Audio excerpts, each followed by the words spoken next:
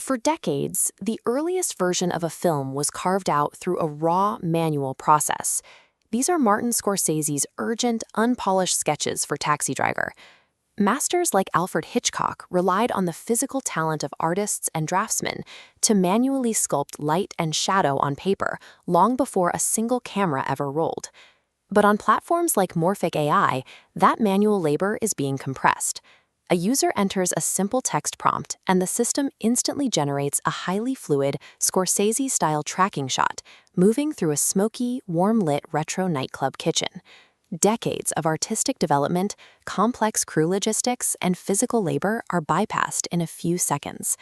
The money accelerating this software shift comes from the same offices that managed the traditional studio era. Before algorithms, mapping out a film was an intense intellectual exercise, dictated entirely by a director's unique psychology. Akira Kurosawa painted extensive, highly detailed preparatory sketches during pre-production, just to find the exact framing of his shots. His visual language borrowed heavily from the thick, impressionistic strokes of Vincent van Gogh. Satyajit Ray physically carried a notebook of gouache illustrations to pitch meetings, relying on his art to fund Pather Panchali.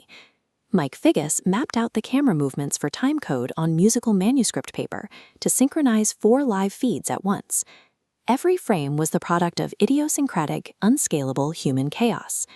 In the tech industry, an unscalable process is a target for disruption. Software companies are now turning those lifetimes of artistic intuition into a standardized, executable product. This interface from Morphic AI doesn't ask the user to sketch. It provides drop-down menus offering pre-packaged character archetypes, like the Made Man or the Lonely Cabbie. The software replicates signature directorial techniques on demand. You prompt a scene of a subject mid-stride on a city sidewalk, and the system automatically freezes them in place to accommodate a voiceover. A distinct visual language, cultivated over 50 years of trial and error on physical film sets, becomes a mathematical template. The engine analyzes the output of a master filmmaker and compresses their entire stylistic identity into a button press. To see how this transition happened so quickly, we have to look at the venture capital migrating into these specialized generative tools. This data displays the top Middle East angel investors, tracking capital flowing into mobile apps and finance. When filtered to Saudi Arabia, a familiar name tops the hierarchy: Michael Ovitz. As the founder of Creative Artists Agency, Ovitz spent decades as the gatekeeper of Hollywood talent. He personally represented Martin Scorsese. Today, he operates as an angel investor, funneling capital into advanced generative AI companies like Black Forest Labs.